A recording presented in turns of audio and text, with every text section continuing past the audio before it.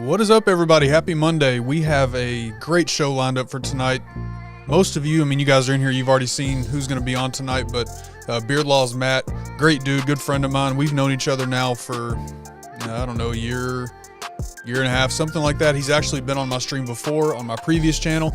So we're going to talk today about some short form content, have fun, who knows what else will come up. So good to see you guys. Dan B, welcome in. We got Corey from Weatherbeard. What's up, Nick H? Bearded Bayou, what's up, Troy? Ellie, good to see you. Bearded Rudy, the song. Yeah, so that song, let's see. So this is actually a song from Epidemic Sound, which is what I use for all my music. The band's name is Conditional, is who they are. So Epidemic has a bunch of really good royalty-free, copyright-free music, so service I love using. So that's what that is. Appreciate it. It does kind of have that vibe, though. That's the kind of music I'm into. I'm into a lot of music, so it works well. What's up, Becky? Good to see you. Who else we got here? Scott, what's up, man? We got Santa Dad. What's up, brother? Yeah, Reminded. Yeah, that's the kind of music I like, man. That's what I'm into. We got Nightbot in the house, of course. For whatever reason, it doesn't show on the screen, but check out the website, kenthecontentcoach.com. Everything to stay caught up will always be there. Corey is here. Now, Corey's a big influence on my background music. He got me into the chill hop type stuff, so yeah, I'll always give him credit for that. What's up, Jason? Good to see you, brother. Michael, what's up, man? All right, so we have the show will be a little shorter. Not that much shorter, but Matt has some other obligations tonight, so we're going to have a conversation and hang out. If you guys have questions along the way, make sure, if you don't mind, throw a Q colon or the word question in front of that. That'll highlight it on my little plug-in thing, and I'll make sure that I see it. Shows me big and yellow, so I can't miss it. If I do miss comments, I promise you it's not intentional. Just throw it out there again, and I'll make sure we get that up there. So let me make sure that I'm not missing anything. What's up, Dean? Good to see you, man. Hey, appreciate it, Dan. I figured it was time. It was time to clean up a little bit. Yep, going to be a great episode. Short form content is a big topic to talk about. Short form is, I don't want to say it's taking over content creation, but is a huge, huge part of content creation. And I treat each platform a little bit differently. TikTok from IG, and then YouTube Shorts for me specifically is a whole nother story, but we'll talk about that for sure. All right, you guys. So let's bring them in. You guys know Matt Beardlaws. What's up, Matt? Hey! Look at me. I'm in the Creators Lounge. Feels good. Creators Lounge. Well, hey, you are a big time creator, so why not? Oh, it feels good. I feel like I should get a comfier chair though for the next one. This chair's terrible. I don't know if you've ever tried it or anybody else. It was a gift, from my old man to me. So, Dad, if you're watching, I do apologize. The chair you bought stinks. My son has one like that, and I've tried to sit in it a few times. It's not made for me. That's okay though. Yeah, you get terrible knee pain from sitting here too long. So I think I'm gonna try to auction it off one of these days or something, and we'll put for a good cause, and then I'll buy a new chair. So I'll have to hit you up with some recommendations. Yeah, for sure. I bought 2 chairs from Walmart, so I don't know how good my recommendations are. Fair enough. There's some good chairs out there for big money, man. I was looking at chair prices when I was shopping for these. I've got the one that I'm sitting in now is what I use for streams, just so there's not a high back. And then I've got a high back that I sit in when I'm just by myself doing stuff. But chairs, man, they cost a lot of money for a good chair. They do. Yeah. And I wanted to get something that would kind of focus on my face wherever I went with the DSLR. So that way, because I like to stand. And, with my stand, it's kind of like you have to go in there, and then I got to get all close and personal to the camera. You know what I mean? Just to raise it up. But, yeah, I'm working soon with the Stream Deck to have another cam so I could stand up, because I kind of want to stand up right now, but I'm not going to do that to you. That's something that's kind of on my list also, is a standing desk and kind of reconfiguring what's in front of me. Yep. So, yeah, Michael, appreciate it, man. I've put a lot of thought into. Well, let me walk that back a little bit. Mel, my wife, has put a lot of thought into it. She took some of my input, but she does a good job at decorating stuff. So when you see things like a plant, it's kind of like when we got married, right? This house, I had nothing on the walls. I had like a towel in the bathroom, and she's like, "What is this?" So this isn't a frat house anymore. Right. Right. All right, Matt. So yeah, I appreciate everybody that's here. Taking a lot of at bats with short content these days, so we'll see what happens. Yeah, me too. I'm still trying to figure out what works, what doesn't work. I think Matt has all the answers, right? Yeah, I mean all of them.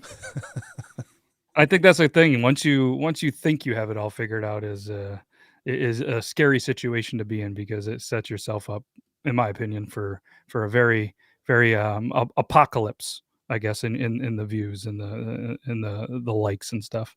Right. What's up, Daniel? Hope you're doing well, man. So hey, why don't we real quick, for those that may not know you, why don't you introduce yourself, let people know who you are, kind of where they can find you, how you got into this whole content creation thing. Let them know who you are. Yeah. So I'm Matt with Beard Laws, and you guys can find me if you want. Beard Laws pretty much everywhere, but if you don't want to, that's cool too. And kind of got into obviously TikTok in probably right when it kind of did the merge over from Musically. I was sitting there on Instagram one day, had a younger child. So for anybody that is a parent and they're in that really young stage, there's not a lot you can do, especially in the wintertime where I live. So I was on Instagram and saw an ad for this app called TikTok, which many people know about it now. But I was like, oh, this is kind of funny. I want to get on there and check this out. Lip syncing, just funny videos because I was a fan of Vine. Never really dabbled into it, and just kind of started, being that kind of, just viewer only on TikTok, and just kind of one day did a video, and then it got a lot of likes and views, and I was like, huh, maybe I'll do another video. So I did another video, and thankfully, kind of Beard Laws. I had a different name on there before, and then Beard Laws kind of came about because I was trying to raise money for the local cancer center. My brother was going through treatment there. Thankfully, he beat cancer a couple of times, and when we were in there in the treating area, just kind of hanging out, there was just these little CRT TVs, like the ones you used to play duck hunt on, and they were like Right. 13, maybe 15-inch TVs. And he looked up one day and he's like, man, these TVs are terrible. He said different words, but we're going to be family friendly. And I said, why is that? He's like, I can't even tell if it's a new or old version of Price is Right because I can't tell if Drew Carey's fat or not. And I was like, man, we got to get these upgraded. So I tried everything I could have done, going through the facility. Yeah, and it was a place that I worked at the time, and they wouldn't do it. So I said, I'll do it myself. So thanks to me and the beard community, we were able to donate $10,000 and upgraded every single TV in the treatment area. And then the content creation just kept going, and still having fun and trying to help good causes, and just having fun being, Matt from Beard Loss. That is awesome. You may have one of my favorite stories about how you got into it. You literally started with charity, giving back, things like that. And for content creators, that's, for me, I'm always going to say that's our main purpose for creating content. The giving back doesn't have to be monetary necessarily, but solving problems, whatever. So I love that, man. No, yeah, I appreciate it. No, it's very well said. Yeah, it doesn't always have to be, dollar amount, the knowledge, and, even collabing, I have found has really helped a lot of people. It's something that I truly like to do. Some people reach out and have some good ideas, some ideas that I don't really want to be a part of, which, it's no disrespect to anybody, but, just even doing a collab or a duet or, sharing a video and stuff like that really does help people a lot too. Yeah, that's a good thing. It's a good thing to say. I mean, collabs, there's one that I've been talking with the guy that owns this company for a while, and I'm just not quite sure if it's for me. Still kind of on the fence, which really tells me it's probably not, if I have to think about it that hard. Yeah, and So, I'm thankful to be in a position, where sometimes, I early on, and I guess the creator game, it's very easy for people to kind of dive into that. Hey, I'm going to make money doing this, and I'm thankful that I've never done a collab or anything like that, or an ad or anything for any companies, unless they're ones that I truly do like, and you know what I mean, will you personally use, where, some people do it, and that's them. It's just, not me, because for me, it's always about putting out, stuff that one, the kids are going to see, and sometimes just be like, oh, I can't believe my dad's doing that. I mean, they're going to say that anyways, but, looking back into, and for me too, even, coworkers and, friends and family, like, I have buddies that they are just trend getters. They're gonna go on any trend. They'll throw on a dress. They'll put on makeup. They'll do whatever to get those likes and views. For me, and that's no disrespect to anybody that wears dresses, does make it's nothing like that. For me, it's just not my thing, so I'm not gonna right. do it to get the likes and the views. It'd probably do okay, You know, one time I put glitter on my beard. I'll never do that again. That Yeah, was I've so seen. tricky. I remember that video, the gold glitter, right? Yes, so much Yeah, gold. I bet that was tough to clean up. Yeah, thankfully I didn't do it at my house. I'm not as dumb as I look. There you go, Michael. I appreciate it, man. Yeah, one thing you'll never hear me or see me do. I don't do the whole post on social media. I have in the past. I did do it early on in my content creation career, but I don't do it anymore. Where I will put out stories saying, "Hey, come subscribe to my channel." If people come to my channel and they watch my content and they see value in what I'm putting out there, they're going to subscribe. So I'll just kind of bank it on that. But I am excited about coming up on 500 because I'll be able to get the community tab, and obviously I have that on my other channel, and I miss having that. I can't wait to have that. So yeah, I'm excited. That's the biggest reason I'm excited for 500. But thanks so much, man. I appreciate that. That's awesome. And it's funny how the goals kinda shift, you know what I mean? Especially when you get there again, it's not easy to redone it, and I applaud you for it. It's not easy. Well, I think, and I'm sure you can attest to this, you kind of learn a little more. I mean, the more that you do, the more you learn, and the more, when I first started doing this, it was about how can I get people to subscribe? I want to hit that number. I want to hit that number. But I learned that that is not something number one for me to worry about. What's for me to worry about is to put out content that's valuable to people. If I Yeah. do that, the numbers are going to come. They're going to follow. Yep. So, yeah, No, I I think agree. that's our job is to bring value, and that can be in entertainment, education, so many different things. But if you're solving problems for people, then the numbers are going to naturally follow. Absolutely, and I think it's kind of, something that so many people see when they go on here.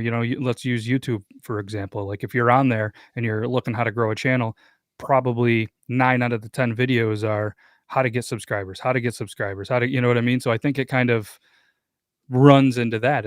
You're being spoon-fed this, so you think, kind of organically, like, that's what you need to do. Right. Here's somebody you know really well. I think it's funny every time that Dan's talking about poop in his stream. He's like, "Somebody get Matt." Yeah. Well, if you gotta be known for something, it might as well be poop. Right. So what's up, Dan? Good to see you. What's up, Chris? Yeah, Matt is a published author also, which is cool. I have one of his books. I don't have. How many I do know, you have, Matt? I can't wait yeah, I have 2. Two. I can't wait till COVID kind of wraps up so I can, because I was scheduled to go into a couple of local schools.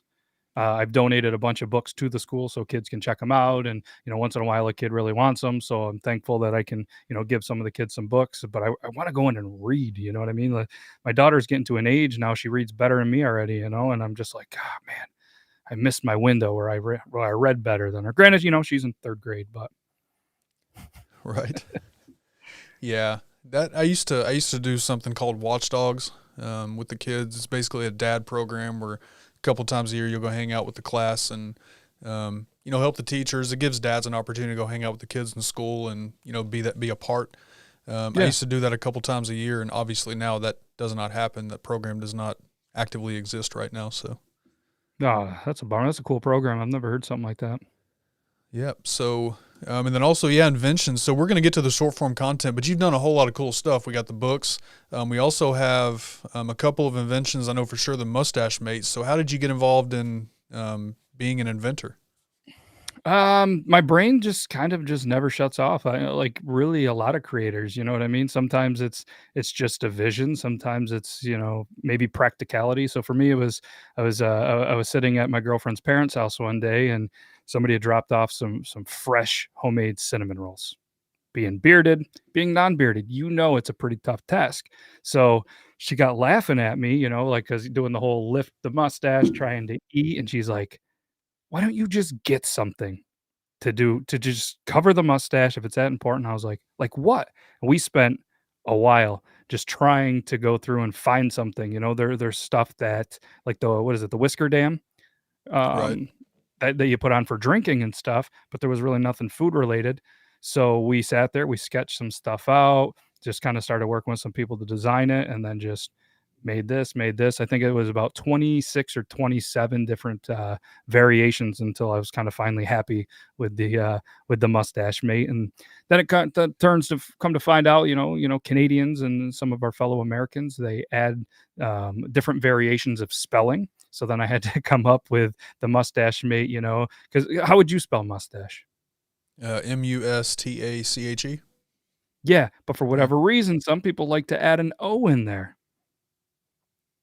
like color in Canada. They add O's in random places and U's in random I don't get it, but that I've goes never back to seen me an having O in mustache. Where in mustache do they put the O? I think it's OMOU. Wow, I've never Like seen that. Okay. yeah, yeah, like Aaron D. Johnson from Talking Beards, he puts an O in there. A bunch of Canadians that I talked to. So, I had to get both of those. So, they're out there. I haven't sold a special edition Canadian one yet, so that's gonna be my goal coming up, but, yeah, that's just kind of a thing, it was something that I think with anything, if it's something that you would use and you need, somebody else out there is gonna have that need and use for it too. Right. So it kind Yeah, I of, think it's awesome.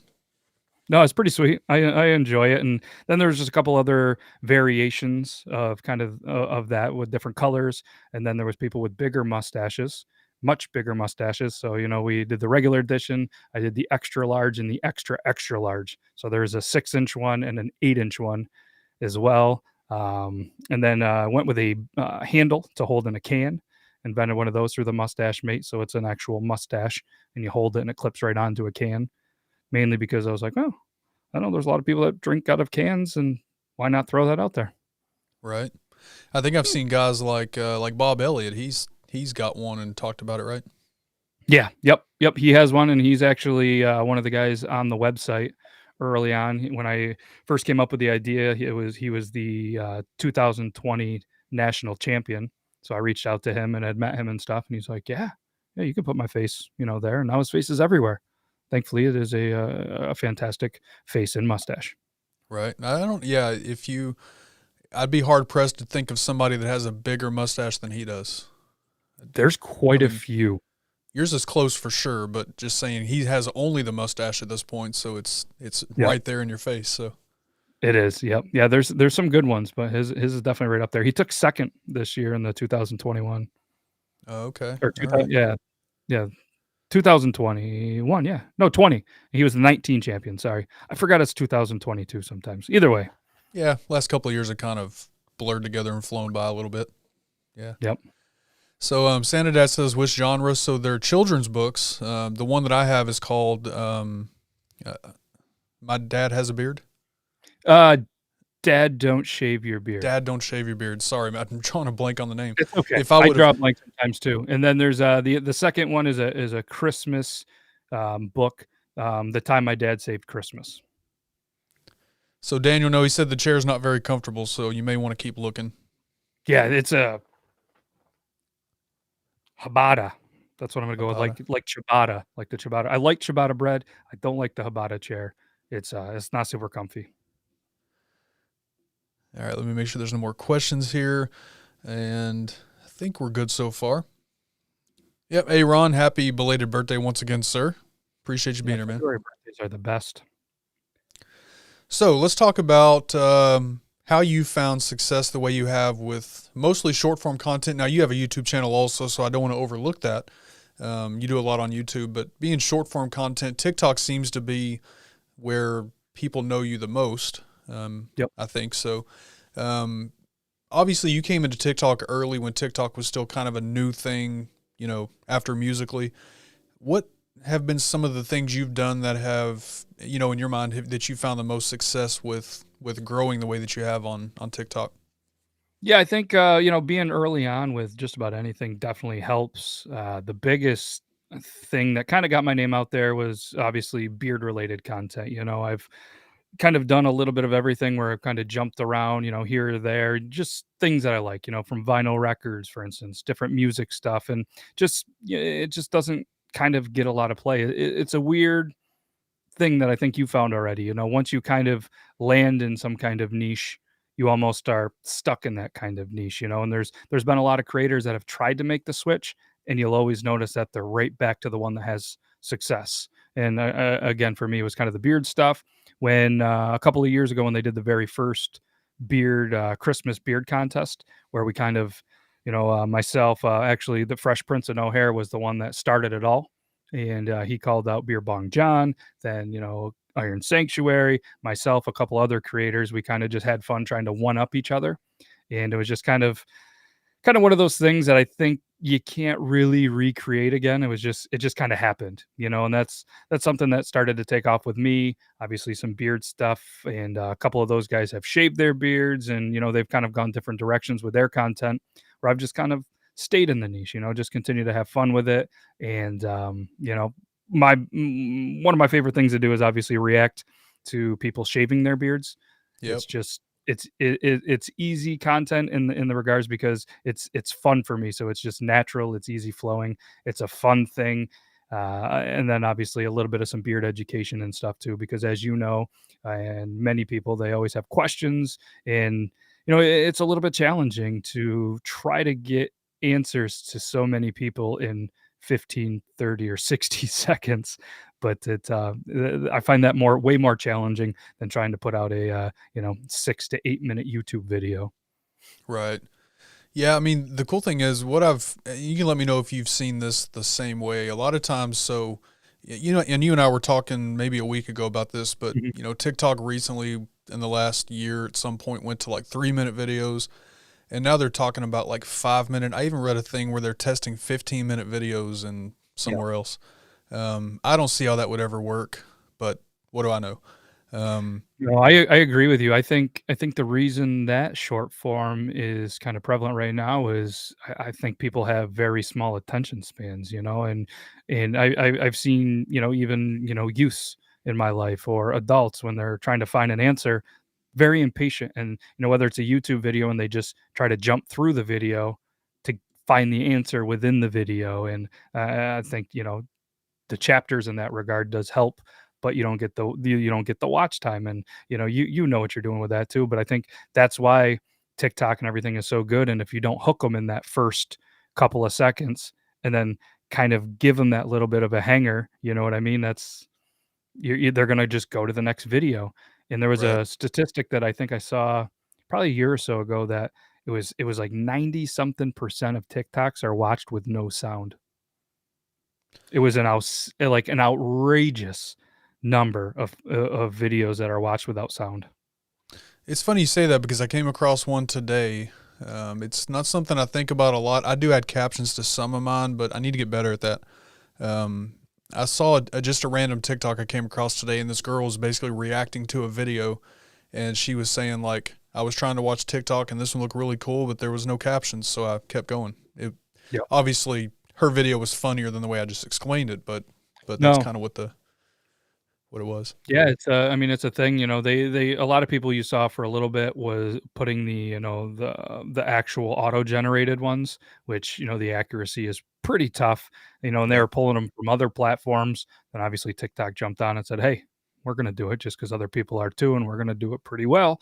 And, yeah, it's a thing. I probably should also. I'm guilty of not putting as much captions in, but, I think with my, with what I typically do, you don't really need it. But for you, you know what I mean? If you're explaining, you're trying to help, yeah, I think it's a good thing. But if I'm just standing there like, because somebody's shaving their beard, you don't need sound for that. You get it. Nobody wants to hear the sound of clippers, anyways. Right. Absolutely. What I do want to hear though, and I'm curious about this. So one thing I love about the way you do those, like you can see you behind the camera kind of making that screaming like, no, no. And I can picture you saying, so when you're filming those, are you actually screaming that or are you just Oh, mouthing yeah. it like, Oh, okay. no. No, you get the sound, yeah, but and to the point where I have to make sure the mic is off in the app because I don't think people really wanna hear it, and, people around me when I'm making them, they're just like they would say, like, "They can't hear you. Why are you making the sound?" I was like, "'Cause it just comes out, like, this is." And I've always kind of prided myself as being a one-take guy. And every just I it's very, very rare that if I put a TikTok out that it's on a second or third take, unless like my finger slips or something happens. It's usually just everything's just one take because I think it just adds a little bit more, like this is what happens. This is my real reaction to these. Right. Hey, what's But up, Todd? Hey, Brian, Michael P. What's up, guys?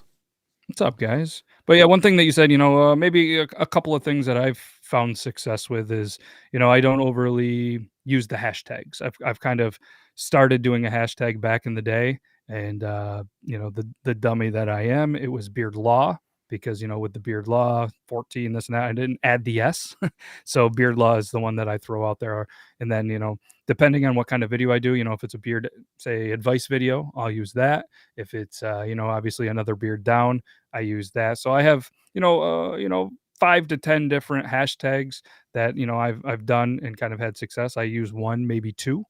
There's no rhyme or reason. I think to success for that. That's just something that I enjoy because I feel like if somebody's going to click a hashtag, I want it to be the one that they want to click instead of that's going to lead to more content for, that I've put out there or people have done using the same kind of thing rather than say beards, beard laws, another beard down, beard gang, and just continue with beards. It's going to lead them to, other creators, which is a good thing as well because I do think if one succeeds, we all typically succeed as well. But that's just kind of one thing that I've kind of found, and I do for whatever reason I think there's been a shift lately where if you have things that are in your drafts for too long, they seem to get a lot slower play for a lot of people. I don't know if that's something that you've experienced or you kind of have drafts that just kind of queue up because somebody that I know that works with TikTok, they said that once you record it, even if you don't publish it and it sits in that drafts, they still count that as a video, and that's kind of the day that it was made, and that's kind of the timestamp on that video, which is interesting to me. I guess it makes sense, but it's something that I wouldn't have really thought about, you know?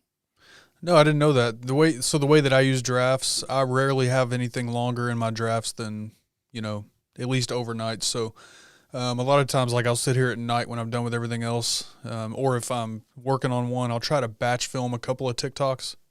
Put one Yep, out there, throw them in the draft because I don't like putting out like 2 or 3 TikToks at a time. yep, I want to let one breathe before I put more out there. So I may let yep. drafts sit there for a couple of hours or no more than like overnight, but that's kind of the way I've done it. Oh man, when my last phone died, I had probably like 200 drafts. Oh my gosh. Yeah, I mean, obviously most of them recreatable, but like sometimes you see a video, you know what I mean, and you could put them in favorites and then you can do it. But it was just me. I was just like, you know what? I'm gonna see it. I'm gonna record it. Even after hearing that stuff from people at TikTok, it's like, I don't have like a time that I post or how many times I post. Like a lot of people do. They are very, like you could only post 2 times a day or you could only post 4 times a day at these times, and it's like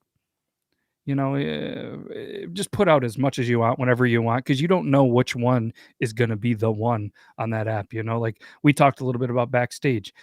Any video that I've put a lot of time and I've put a lot of pride, quality audio, just I think is amazing, has rarely done well. Some of the ones that have done better, I guess, by standards, have been ones that I just did spur of the moment. Right. So Brian he says, I want to see the patented Beer Laws camera shake. Now I know that may be a little harder where you are right now because you're usually doing that in a different format, but Yeah, it's uh, tough to do because that camera's way up there, but I mean, I yeah, just kinda grabbed this and it's just, "No, no, no!" I just right. kinda but yeah, no, Yeah. I'm not gonna take that one because that one, is way over there, I can't reach it, Yeah. but, maybe I know maybe most by of the the time, end. with those, you're shaking the camera, not actually the face. So at least not as much. The camera's doing some of that work. Oh, yeah, yeah, I just give it the Yep. yeah. All right. Everybody's saying hello. I love it. You guys are awesome. So great community here. Yeah. Um, so yeah, I mean, kind of when I look at, so you're talking about, how many times you should post per day and stuff like that. So with what I'm trying to build with, my brand and my business, I'm trying to help people do the best they can. So I'm kind of the same way. I don't see anything wrong with doing, 2 a day, 3 a day, 5 a day, if that's what you want to do. Yeah. For me, it's kind of the other way around. What I'll normally tell people is if you only post like twice a week, don't expect quick results on, building a community or whatever their goals are. Some people just want to go viral. Um, Yeah.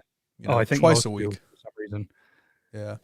I'm gonna tell you, have you had the video that popped and kind of, went viral on TikTok yet? I guess I don't really know what I think everybody has a different definition of viral, but, it's quite the, so my buddy Zach, he goes by Beard Gang Actual. Last year, he had a video go viral. I think it hit like 40 or 50 million, views. I mean, it was just everywhere. If you look up Christmas beard, it's gonna be the one that you Oh, probably see and the notifications, the the whole craziness that came from that, it really took a toll on him for a little bit. I mean, he was getting invitations to fly out to places to collab, and he just, he got caught up in it, and then it seems like next thing you know, 3 weeks went by, and then there was kind of that letdown after because he went from here to here pretty quick, you know what I mean? Like, trying to put out videos and, trying to do this, and you just you almost have to just kinda ride the waves and the peaks of the views and likes, you know? Yeah, I'm kind of so my outlook on going viral. So to answer the question first, no, I've never had a video get do that much. I've had videos up in the several. I think I had one that was 125,000, something like that. Yep. But my goal is not necessarily, and really what I try to teach people from my viewpoint of really the people that I'm trying to help that want to pick up what I'm trying to teach. My goal is not to go viral. My goal is to build community, build one thing that I talk about a lot is, the whole follow for follow thing. I think the follow for follow thing is garbage. Yeah. But a lot of people do it because it builds up your follower list quickly. Quick follower list does not necessarily translate to success though, because then are they actually watching your content? You're not getting view time, stuff like that. So, Yep. yeah, my goal is not to go viral or to help people go viral, but a lot of the questions I get, probably 60% when somebody sends me a message on TikTok, that's their goal. How do I go viral? I mean, and I'm Yeah, I not don't saying it's a know. bad thing, but it doesn't Right. necessarily lead to long-term success. No, you're 100% right in that because, I mean, yeah, once you get that viral video, then what do you do next? You know what I mean? And maybe that's something that you ask them, "Okay, you just went viral. What's next?" Like, are you prepared for that? Like, do you have, only a TikTok? Do you have a TikTok, an Instagram, a YouTube? Like, I think it's, in my opinion, a good thing to, if you're gonna be a brand everywhere, grow them all Right. together, just like you're doing, like some people do. Some people, they wanna put all their eggs, I guess, in one basket, and that's fine too because, as you know, it is a lot of work to post everywhere all the time, even with the short form style stuff, you know what I mean? And like you, kinda talked about, there's reels, there's shorts, there's, the Facebook reel as well, as the Instagram, and then TikTok, it's a little bit of a chore to kinda post them everywhere, Yeah. if Hey, I that's the appreciate route that. you wanna go. Yeah. Yeah. Hey, thanks, Chris and Mark. I appreciate you guys. I love doing this, so I appreciate the feedback there. Yeah, it's funny because and I kind of said in the beginning, I view YouTube Shorts a whole lot differently than I do TikTok. I know YouTube wants to break into that short form audience and try to bring some of those people over.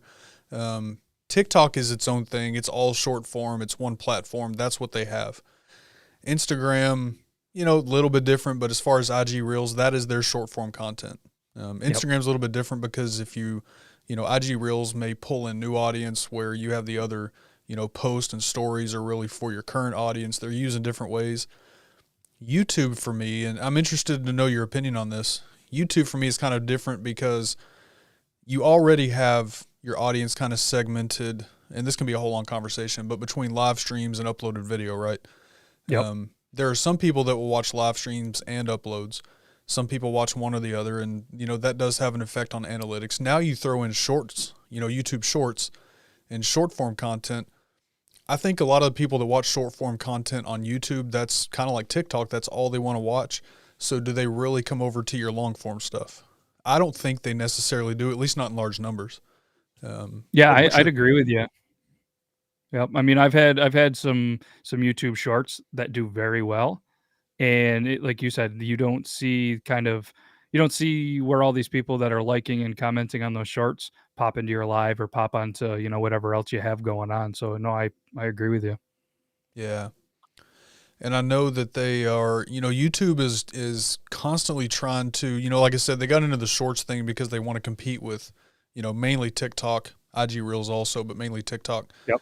And they're constantly, one thing I do love about YouTube though is that they are constantly trying to figure out how to make everything work together. So they're looking at live streaming right now, and you can see they're making some changes that will help fix that. Shorts, who knows what it's going to look like a year from now.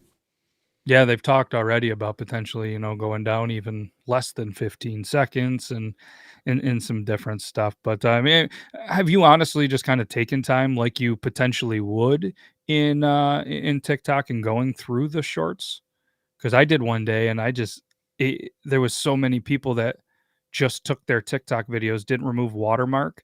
And to me, it was just like, yeah, I don't want to watch that. If I wanted to watch TikToks, I'm gonna go over to TikTok, if it just I don't know, I didn't have a great experience a couple of times that I've tried going through YouTube Shorts. Yeah, I usually either record mine separately, doing the same things, but record it separately, or I'll try to, bring it over without the watermark. The platforms, and this is no secret, IG has said it for a long time. If you bring in a TikTok watermarked video, they're not going to push that. Yeah. I would assume, I don't know for sure, I would assume YouTube Shorts is the same thing. TikTok just recently, I know you saw, they updated their community standards, and part of that is unoriginal content will no longer be pushed to the For You page. Yep. So platforms don't really want other platform stuff, which is funny though, because TikTok has an IG account. It's all funny to me. But Yeah, it is. It's funny how that works and how they have the buttons to go to Instagram and YouTube right in the profile. You know what I mean? You have that option. So right. it's it's a weird thing. But yeah, I mean I think we talked about it a little bit too, like if you're gonna go out there and post your videos that have the TikTok, they're advertising, you're going on to a brand advertising somebody else, Yeah. and I think a lot of creators that truly want to be full-time content creators. So obviously they're doing it for financial reasons. That's their life, that's their living.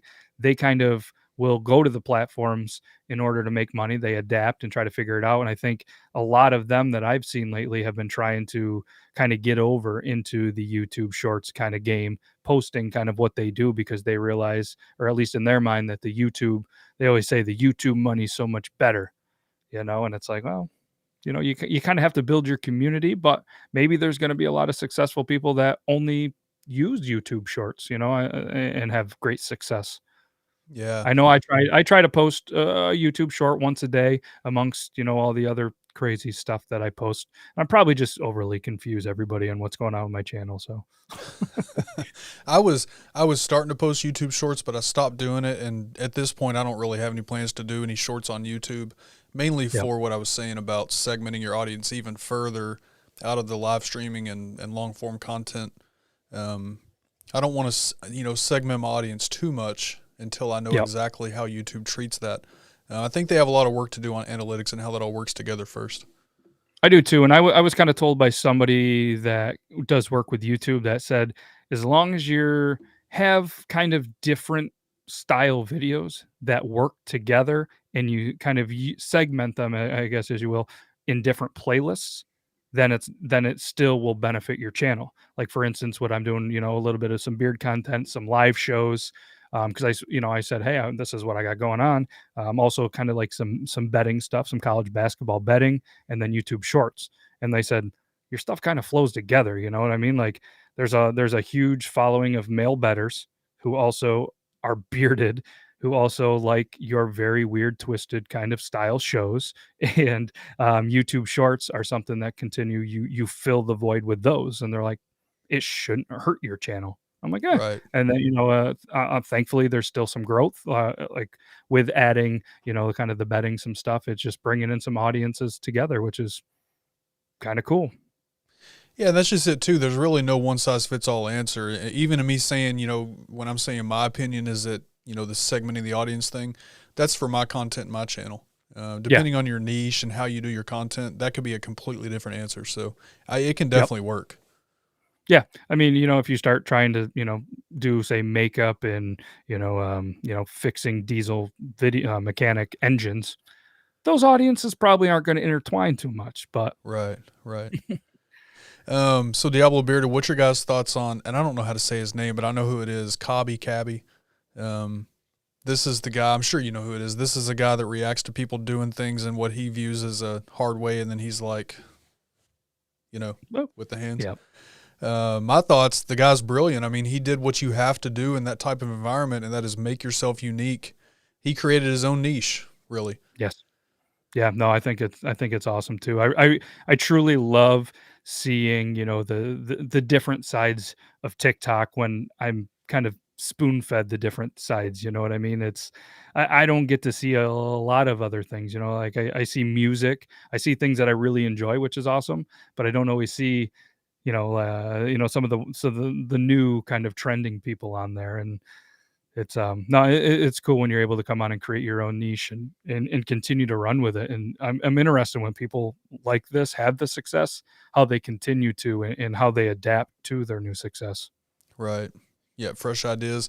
There's another guy that I've seen right now that he's called the Do Nothing guy. I don't know if you've seen him or not. He literally does TikToks where he's doing nothing. He's just standing there or, sitting or whatever he's doing. He's not moving. He's doing nothing. And Yikes. the whole premise for his channel is, can I get to 1 million followers by doing nothing? To me, it's brilliant. He's created something. He's consistent in every video. I think it's great. Yep. Yep.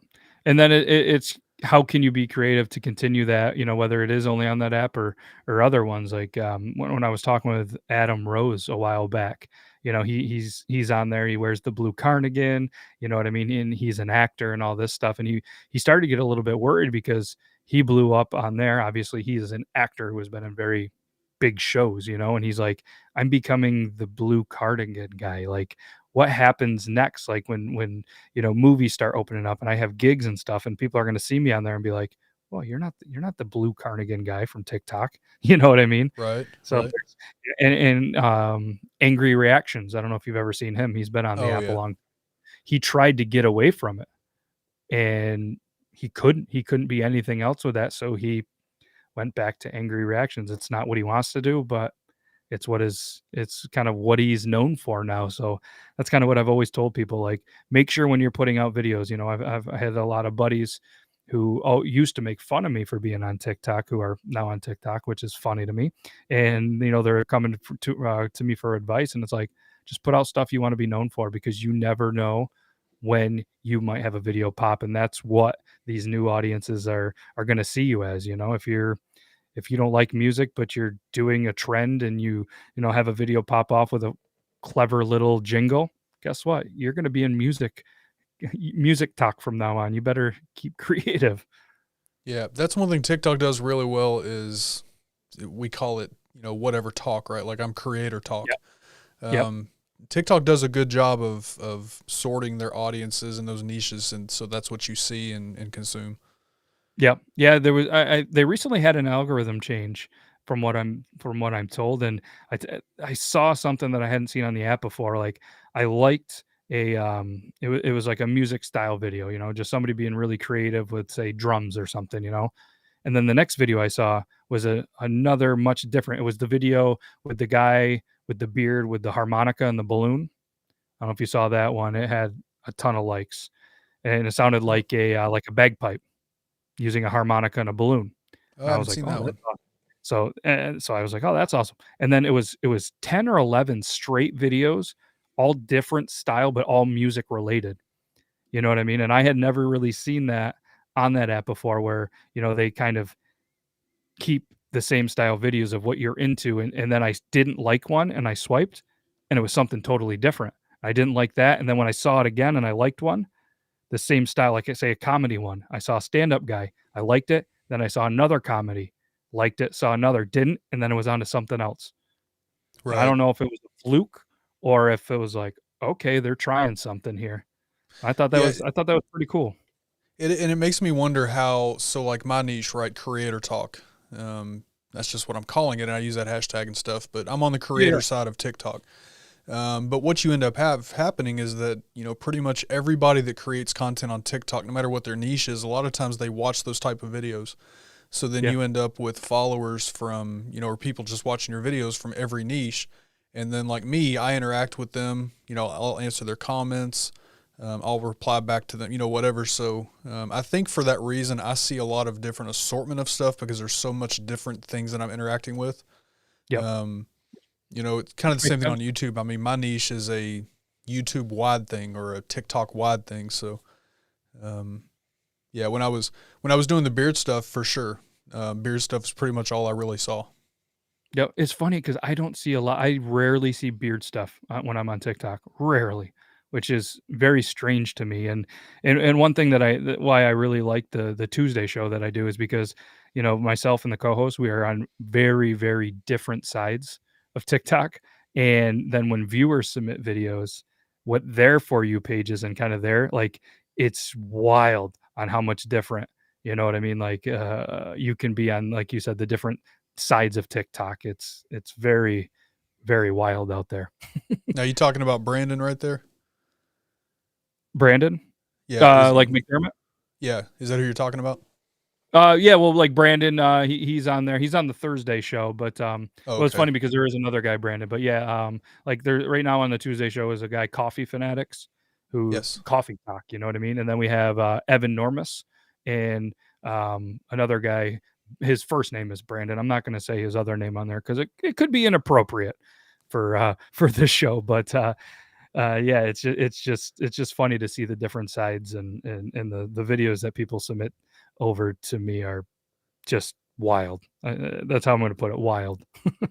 So let's talk about your shows real quick because we're on that. So just in case people want to check you out on TikTok, you do shows twice a week, right? Is it still just Twice a week, Tuesdays and yep. Thursdays?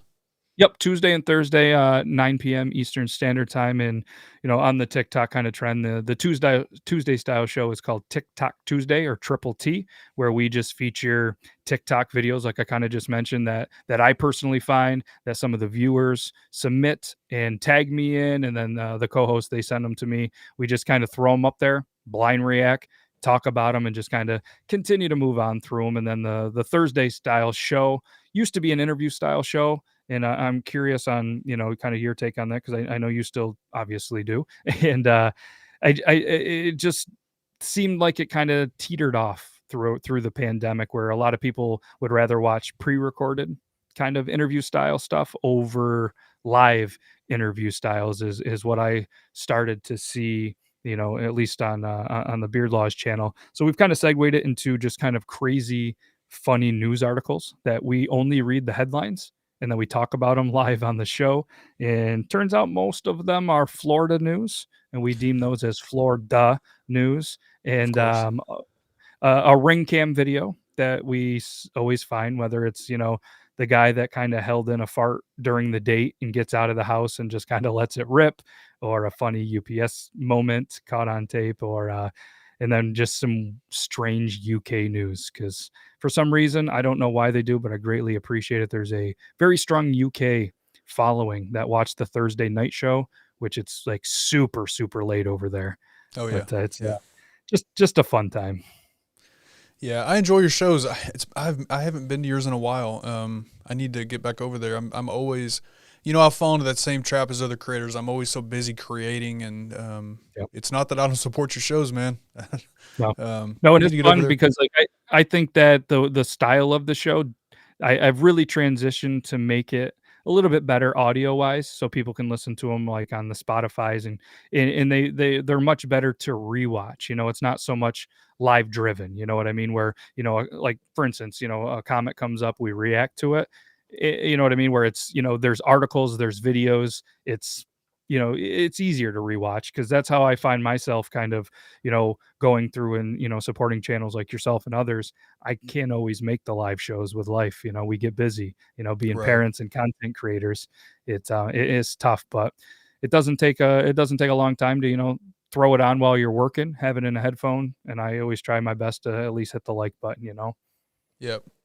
Yep, It's same the here. least. I even go through, so after the stream's over, so like tonight, here in a couple hours when this is done processing, I'll go cut off the countdown so people aren't waiting 5 minutes for the show. That way, if somebody does come back and rewatch, they can watch the interview or watch whatever that stream happened to be. Yep. Yeah, replayability is good. I'll go back and listen. Now, you said a second ago about my thoughts on interview shows. Yes. And so I think like everything else, it's going to depend on what type of content you watch. Me personally, I love interview shows. I don't do them every week now, so actually you're my first interview show since I had my accountant John maybe a month and a half ago. A lot of what I'm doing now is like I'll pick a content creation topic and we'll talk about that, Q&A type stuff. But I mean, that being said, I love interview shows. I watch a lot of like Ecamm, like Doc Rock. He'll do interview shows a couple times a week. Yep. You know, walkthroughs, whatever. But I like them because there's things that, you know, me as a host of this show, there's things that I don't necessarily know as well as you do. In this case, you know, short form, you've been doing a whole lot longer than I have. So it gives not only me, but it gives, you know, people watching an opportunity to learn something that maybe may not be able to teach as well. Yep. So when I watch interview shows, I get the same thing. If Doc Rock has on, you know, somebody from, you know, I don't know, Uscreen or some other service, I get to learn something, some other part of content creation that I'm not maybe necessarily thinking about. So I enjoy them. No, it's good. And the same with me. I truly have a passion like for interviews. Like I really did like the show, and it's a little bit tough, I guess, because like for me, when I do the show, it's all about the guest. You know what I mean? Like I'm gonna dig up questions, that they typically don't get asked, questions, that are just unique, and I put my take on them. And I've had great feedback from people, and these people are very honest people, and it just I think it kind of deterred some of the viewers because they want to get on and ask their own questions, and they want to be a part of that interview. Where me, it's kind of like I'm not gonna be that because it's hard to filter live questions. You know what I mean? And I've put a lot of time and effort into it. So kind of we keep it an interview style with people watching where they're not in. You're not bringing in the audience. So for me, it would. I think I did the last two that I did put out were pre-recorded, and they did okay. But I think it was for me being a person to sit down and watch it. I think it was better to watch it pre-recorded than live, if the way that I guess I put it out. Yeah, and that's just it. I think no matter which way you do it, however we do things, we're going to find the people that want to see our content. Some people like the pre-recorded, some people like it live. For me, I say do whatever you love the most. And unless your audience just responds in such a way that they don't watch anything, then maybe adjust. But yeah. So, and for me, it became a little bit easier because the Tuesday, Thursday shows kind of run themselves at this point. You know what I mean? Brandon J. McDermott, he does all the news articles for Thursday, and TikTok Tuesday. They're all kind of sent over to me. So it's just kind of, put some artwork together and get on and have fun. Yeah, Brandon's awesome, man. I love his stuff. I'm trying to get him on the show at some point, but he's busy on Monday nights, so I got to figure something out.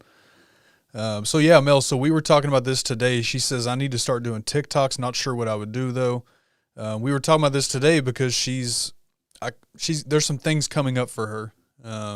That's not, I can't really say yet, but stuff that would kind of make it to where she needs to make some videos. So we were talking about this today. What about baking talk? Doesn't she love baking? That's what everybody in the chat's saying. Yeah, we just shipped off 6 boxes of cookies today. There we go. I mean, that's fun. People love that. And who doesn't love watching TikToks having food being made and making you hungry and then be able to buy the food that you're making. Right. And then, yeah, just like Scott says, just hit record. I mean, Mel, you're married to a content coach, so we can figure. Yeah, you have a guy that can edit and hold the camera and have proper lighting. Like that's fantastic. No, and the biggest thing, I mean, obviously, I think and everybody else is, whatever you do, just have fun with it. Genuinely have fun with it. If it feels like work, then don't do it. Because if it feels like work, it's going to come off as like it is work, and it's not going to be genuine. It's not going to be something somebody really wants to watch. If you're having a great time putting your passion and love into whatever, people are going to watch it because they can feel it through the camera. Absolutely, man. Absolutely. Yep. That's why I always tell people, if you're going to make content, whatever it is, make sure it's something that you love to talk about and that you're passionate about, because all those nights till 2 a.m, all the hours that you're spending putting together graphics, all that stuff, it's not going to feel like work. You're going to love doing it, and that comes across. Yeah. I mean, if you have to sit down and film a video and you had to do all the work to get to that point to where you're ready, and then you're just like ticked off and aggravated because you really don't feel like doing it, that's going to come across in your video.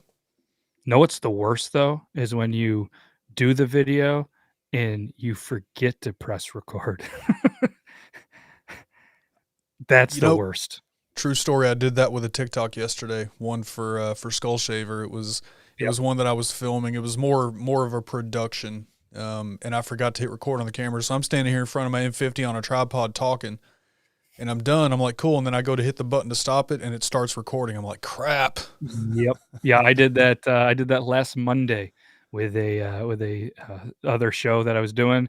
Nailed it. I mean, I nailed it. Just, I mean, minimal editing, and I don't have to edit, thankfully, on this one. And I mean, I was just like, I even at the end, I was like, "You're gonna like this one, editor." Da da da da da. Then, like you said, I go to press click and record. Yeah. And I was like, "Well, here we go. Let's do it again." Guess that was a practice run. Ah, the worst. But like you said, that's one thing. As you said, Yeah. just hit record, but make sure you actually just hit record. Make sure you actually press the button. Yes. Yeah. I've done it more than once, man. It's more than one time. And I'd be willing to bet that most people in here that I know create content, they've probably done it also. Yeah, I'm not scared to admit it. And it hurts me even more being a first take guy, knowing that it wasn't first take. Yeah. So that's one place you and I are definitely different. I'm not necessarily a first take guy. It's funny, right? Because I love watching the videos. You have some people that will put videos out that, you know, if they stumble on a word, they'll leave it there and they'll just continue. And that doesn't bother me at all. Matter of fact, I love seeing it because, you know, you see things like that, you know, that we're all people, right? We're all humans. Yeah. But I still edit the crap out of mine. Yeah, see, the only reason I don't is because doing 2 live shows a week, I feel like the other stuff is good practice on becoming a better speaker, becoming better on camera. So if I do have those moments where it's a first take, it's kind of, gameplay. It's tape where I look back and say, "Okay, this is what happened. This is what I did. All right, let's go ahead and improve on that." Yeah. Yeah, but here's another example right here, right? Chris, almost every one of his videos, about halfway through, you'll see where there'll be a jump cut, and he'll say, "Sorry guys, you already know my channel. My camera took a dump." Like his camera will stop and he has to restart. So, yeah. Yep, there's I keep mine plugged in, so I don't have that happen, hopefully. But as we talked about earlier, there's always those power outage situations where I live, so those are fun too. Yeah, yeah. What's up, Aldemir? He said, "All I see is a beard talking." Yeah, that'd be Matt. Yep, I know. So many people are always like, "It looks like you have no teeth most of the time." It's like, yeah, well, that's the little bit of a mustache that I guess is there, and the comparisons lately, I've been getting a lot of comments of comparing me to other people with beards, Right, but right, all of the ones they compare me to are no longer with us, so I don't know why that's a thing, but, the internet's a weird place, right? right. It's funny though, you know, that's another. So your mustache, and we've talked about this also. Obviously, this isn't a beard channel or beard stream, but the mustache thing, you know, we're different styles there too. Like I cannot grow my mustache, man. It drives me crazy. I trim it every couple of days off the lip. Yeah. So is that just something you're used to now? The big mustache like that? Does it ever really bother you? It doesn't. It did for a while, and to be honest, when I first started growing the beard, I kinda did the same thing. I just kept it kinda trimmed around there, and it's just what I did, and then, as I started kinda competing and stuff like that, it was, to me, more important. I always wanted the bigger stash, but I just had to figure out, I guess, ways to get around it, and you get used to it. I mean, I'm not gonna sit here and lie to you, like, my drink, my food, everything is still a process because of it, but to me, it's worth it. Yeah, yeah. Yeah, unlike Dagan, we can see Matt's mouth move. Yeah, if you know I Dagan, do. BGG Beard Reviews. Yeah, Yep, he's got a heck of a mustache. he does. Yep, absolutely. Oh, there you go. Great. Dummy battery is important. You got to have a dummy battery. There you go. Mhm. Good stuff. Good stuff. All right. So let's see. We got it's right at 8 o'clock. So we won't go too much longer. You let me know if you have to jet out of here for sure. I know you have something else No, to do yeah, I'm also. still good, man. Well, yeah, keep it rolling. I'm having a great Okay. time, and kinda like you said earlier, you have a great community. This it's awesome to be a part of this. I love seeing the comments coming up, and it's cool to see. Yeah, a lot of good people. I tell them every week they're like family to me. Yep. Yeah, and actually Mel's getting some great advice in the chat here. I think everybody just wants cookie videos. So Hey, I and think then next thing you know, Santa J. Claus is gonna be doing the cookie videos around holiday time, and that's gonna be the video that goes viral, and you're gonna right. least expect. So if you were, well, let's take this question first, and then I have basically, well, I'll have a closing question for you on the way out. So, beer laws, Perfect. do you like sports? If so, who's your favorite teams? I love sports. I absolutely love it, and, since New York, it's now legal to bet sports, I love betting sports as well, so, my sports teams are and you can judge me all you want. I always people are always like, "Don't judge me." No, you can judge me all you want. My sport teams, professionally are all Pittsburgh. I like the Penguins, the Pirates, and the Steelers.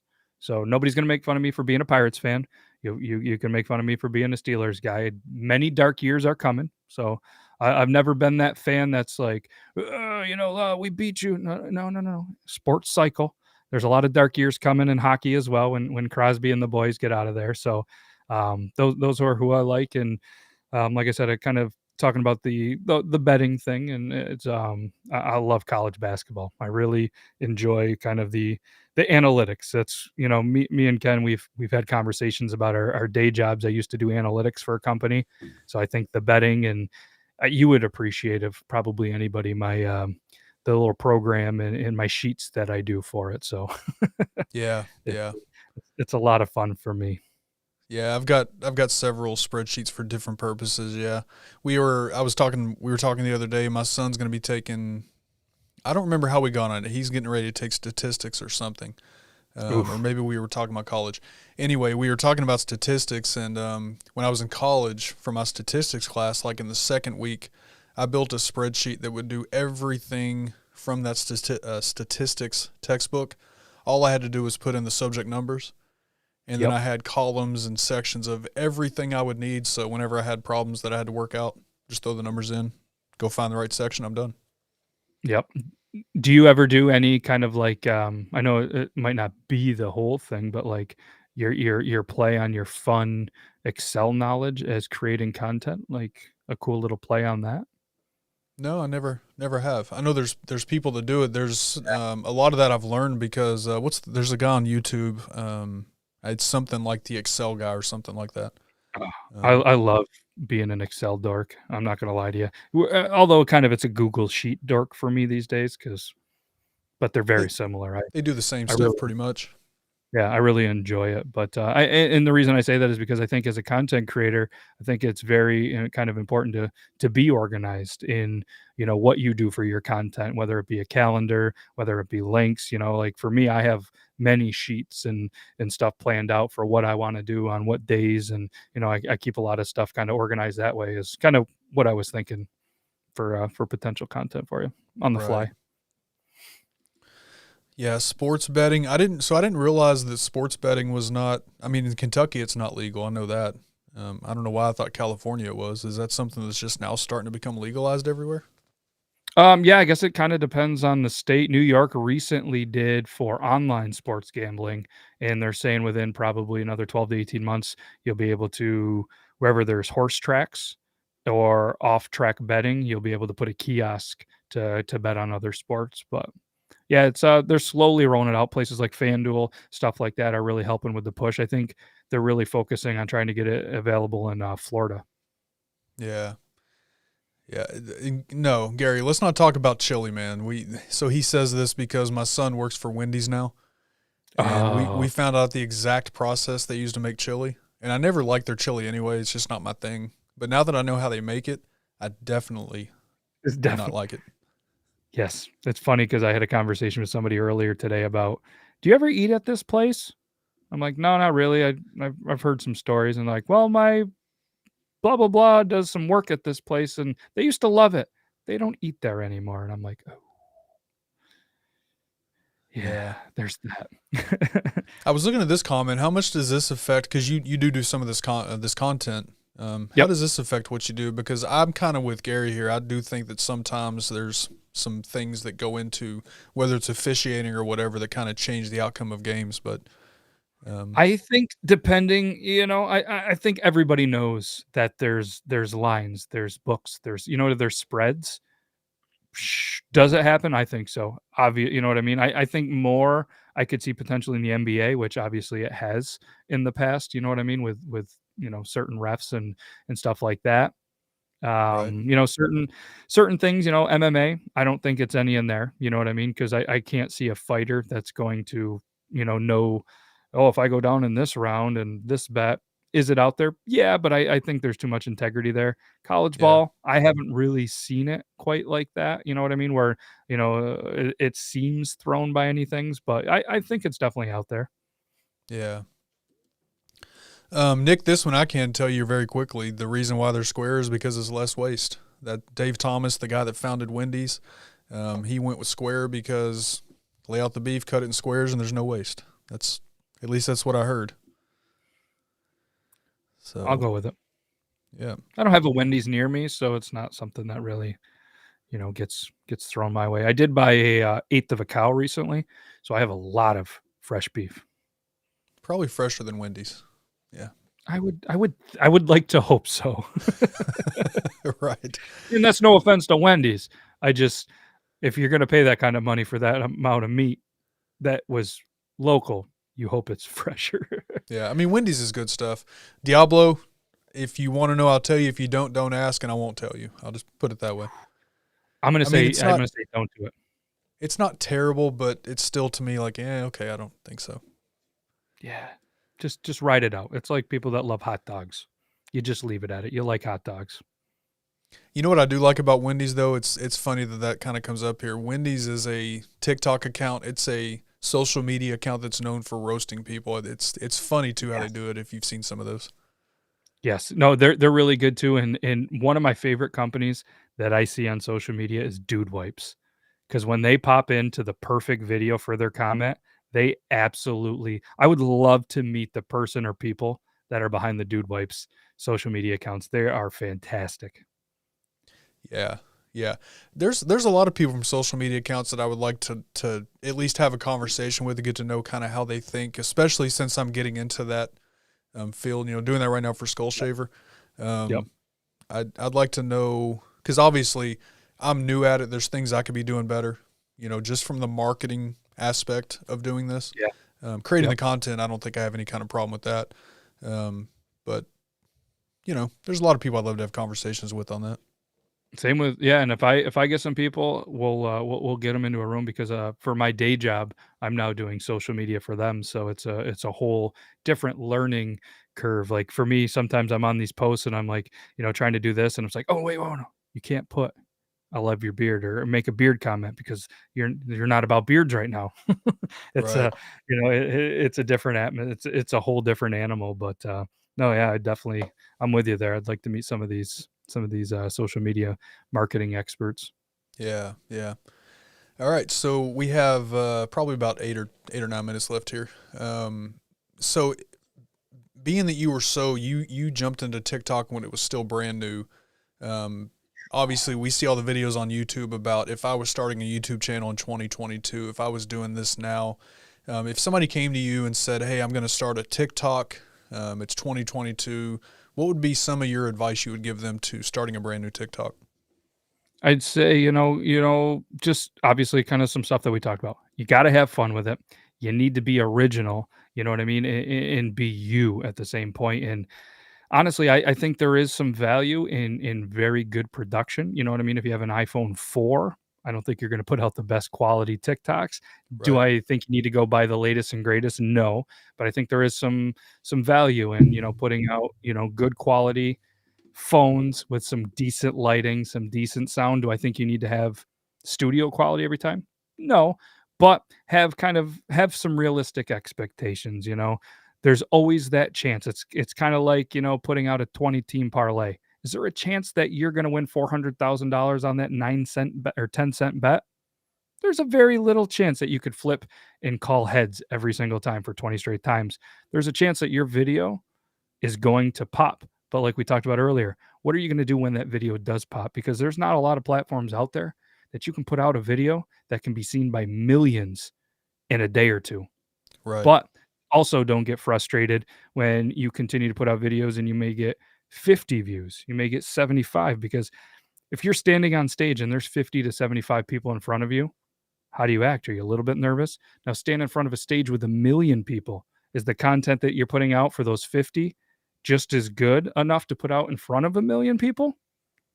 Something to kind of ask yourself, like for me, do I think, if I was to stand on stage in front of 50 people, I don't think people would want to watch me grab my phone and go, you know what I mean? Let alone a million people. Right. But it just depends, what have a little bit of a plan, plan ahead. If you're a musician or you have a product or something like that, I feel like your path's a little bit easier. But if you're going into TikTok with no ideas, you just wanna make videos, but you don't know what you wanna make, then I think you're kinda setting yourself up for a little bit of a failure, you know?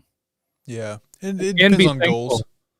Yeah, and be very Yeah. thankful that you're not a part of early TikTok because I can't confirm this, but I've heard from sources and a lot of things that I heard when TikTok originally was created, it was originally created for, like, homeless, very poverty-stricken people where they could get on the app and be able to kind of get money through gifts, get money through the app to be able to help themselves out, maybe they have some problems where they just can't work or whatever, but that's just kind of what it originally came out with.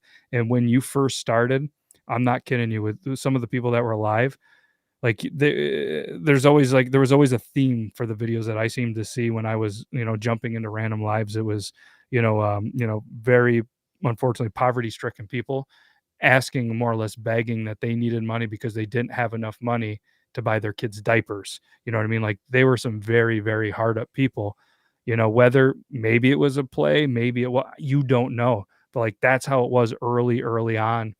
And then obviously, it became known as like a kids app, which I wasn't really sure of because like I've never, even to this day, really seen a kid. I've never seen a kid on the app, but it was a kids app, which I get it, I guess, with the lip syncing videos and stuff, but it's came a long way. So be thankful you're in 2022 talk. I've never heard that about the beginning of it. I had no Yeah. idea. I never heard that. Yeah, Gary it said, I was thought TikTok was created just to do music stuff. I know musically that was kind of the idea for that, and then I think it kind of yep. evolved also.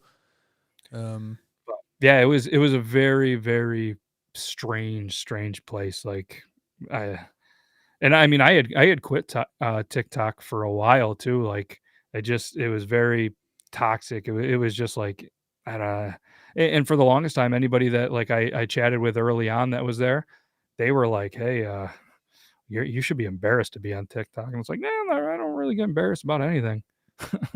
TikTok's powerful. I mean, it's really I don't in the last I don't know 6 months to a year, especially for business, it's become really powerful. The reach Yeah. that you can have on TikTok.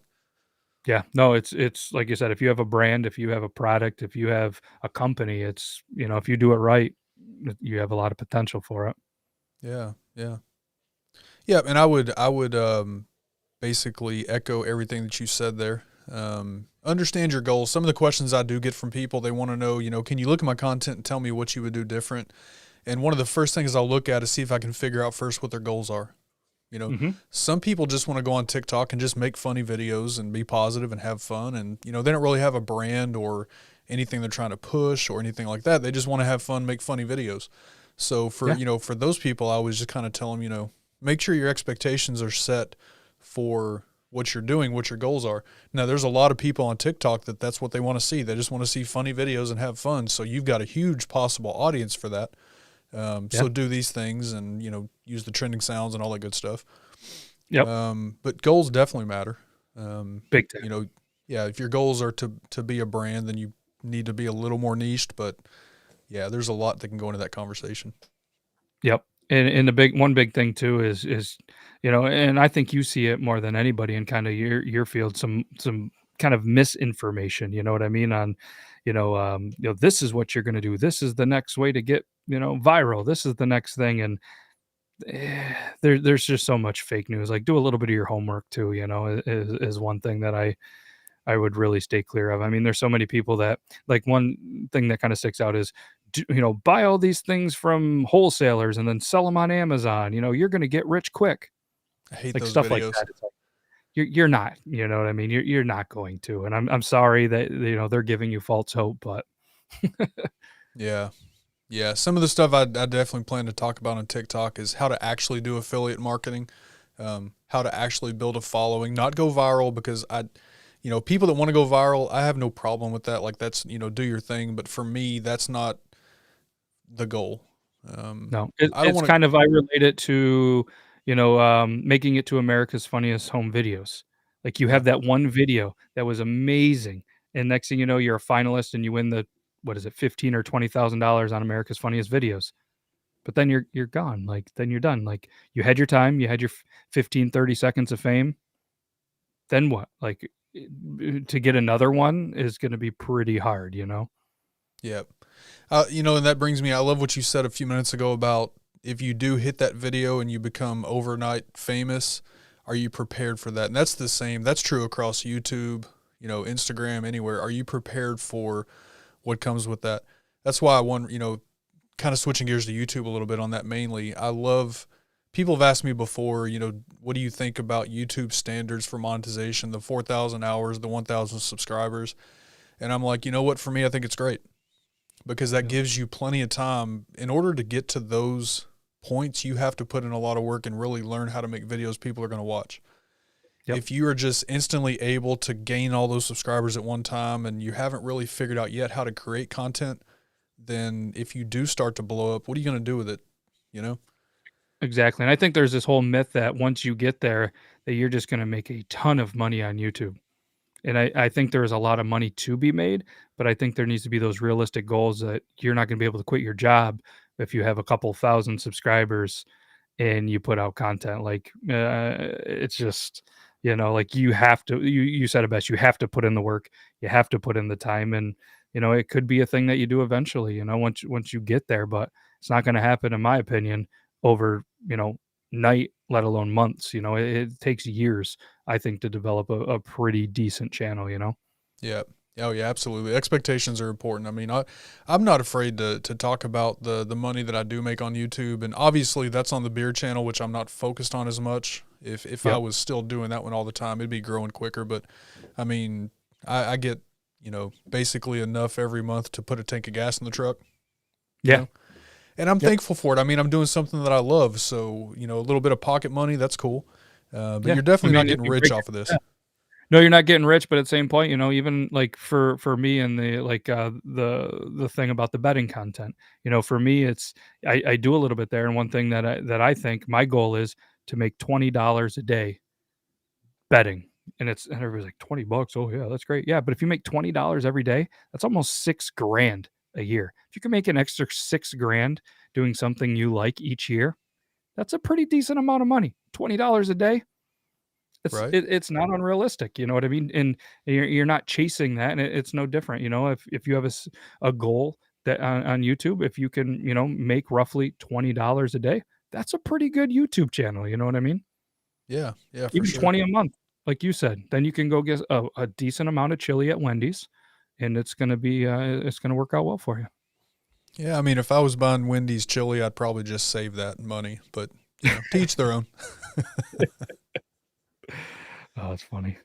All right, so yeah, hey Matt, this has been awesome, man. So Rogers says, Matt, you do sports betting content. I've checked you out. So that channel, I know I'm not subscribed to it, and I don't have that on my sheet here. So can you let them know where they can find you, including that channel? Oh, it's the same one, Beard Laws. I just Oh, have it's on. yeah, Okay, yeah, it's just it's the same Beard Laws channel. I just throw all sorts of weird stuff on there apparently, but yeah, youtube.com/Beard Laws there. That guy, he's a good looking guy. But yeah, it's just a playlist, sports picks and predictions.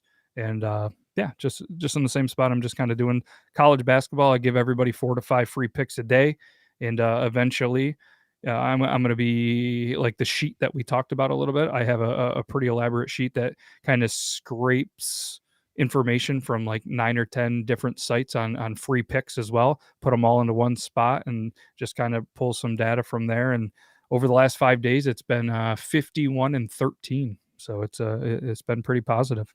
nice. Yeah. So there you go, Aaron Rodgers. You can find him. So I can't even talk. YouTube.com/beardlaws. Instagram, TikTok @beardlaws, and then your website, www.beardlaws.com. Those are where you can find Matt. Yeah. Yeah, absolutely. And probably there's like 40 other. Do you ever just buy websites just to buy them? Like, is it weird, or is that just me? No, I do it. I have a couple of domains that I bought that I'm still trying to think about what I want to do with it, but I have them in my back pocket, so when I do figure it out, I at least own the domain name. I own like 75. I think it's a little too many. I don't have that many. I think I have 5. Yeah. So like yesterday, me and my girl, we were just sitting there, we are just talking, and we came up with an idea. And I'm not gonna go on here and try to plug it or whatever, but we just came up with an idea. So it just turned into us like spending most of the day designing things and creating a website, and it was just fun, just some dork stuff, you know. Vato Chick-fil-A is amazing. I've never Everything ate there at is done perfect. never ate at a Chick-fil-A. Oh my gosh. I don't have one near me. And I'm not gonna Chick-fil-A. drive like 3 hours to get what, you know, and like, so in your opinion, is it worth a 3-hour drive just for Chick-fil-A? Mm, 3 hour. I And mean, I've asked a couple of people. Yeah, that's a it's a long long way. drive. If you have something else to do and you're maybe an hour away, take the extra hour. Yeah. Okay, Yeah. but not a 3 hour, because I think I'm probably 2.5, 3 hours to one, and I can't think of a food that's that good to drive that far for. I don't know. You guys in the chat, let me know. I know several people love Chick-fil-A. Should he drive 3 hours just for Chick-fil-A? I mean, would I do it? Luckily, I don't have to make that call. Mine's 5 minutes away. I mean, obviously, you know, the common sense wise, like if you're gonna drive 3 hours, you're gonna find something else to do there as well. But I don't know. I'm more of like a find a hole in the wall diner or a very unknown small restaurant over like you know, a Chick-fil-A or something, you know, like I just have a weird thing where I like to try different things, but I gotta try a Chick-fil-A. Right. Todd owns 12 domains. There you go. I Want to buy think a some lot of more? people, huh? I said, does he want to buy some more? I think Matt's got some for sale. Yeah. Aaron, you'd be surprised on how little you can get an actual domain. I'm not talking about building the website and hosting and all that, just the domain name itself. If you wanted to pick up a domain name and put it in your pocket for a year and see if you end up doing something with it, I mean, you can get them really cheap. What are you talking? Depending Probably on, 9, $10. yeah, depending on if the specific name you want is available or if it Yeah. has ever been used and what it's projected to be worth at this point. But for the most part, yeah, $10. Yeah. That's why I have I almost wish they were a little more expensive. I'd buy less. Yeah. So we got to get you out of here. We'll take this last question and then let you go. But what do you recommend for a new channel wanting to do sports betting? I do predictions and reactions and want to get into sports betting. Yeah, I think it's a cool thing. I think there's obviously a lot of videos. There's a lot of people that, you know, they want to be the next Pat McAfee. They want to be the next, big sports channel is just be a little bit different. Do something that they're not overly doing. What I've kind of found out is there's not a lot of people that specialize in kind of like the college basketball, and the take that I put on it. I'm doing, because I love short form. I'm doing 36-second videos on sports. And I found that, I don't know if I should be offended or not, but people tend to watch the videos more when my face isn't in them. So it's just music, and it's just kind of, clips and words and information. And they seem to like it because it's just quick to the point. Who do I like, and do I have success with them? And it's there, and I think over time, if you're very transparent and you keep a record of, how your bets are doing, success is going to be the best thing for your channel, and, say hypothetically football. If you're, yeah, definitely message me. If you're going to continue, say pick every game in the NFL and you go 3-15 each week, people are probably not going to listen to the channel, but Right. in my opinion, just with any content creation, short form, YouTube, sports, beards, Chick-fil-A reviews, just be different, be yourself, and definitely just, have fun with it. And you're always going to build your following, your community, and just make it relatable. If, in my opinion, like if I'm going to go watch a sports show because they're a lot like me, they're just dudes being dudes. And I like that. I don't overly watch experts that are in suits and ties and have very low success rate on picks. I Right. find that there's not many experts actually in the world except for the handicappers. They're really good. Yeah.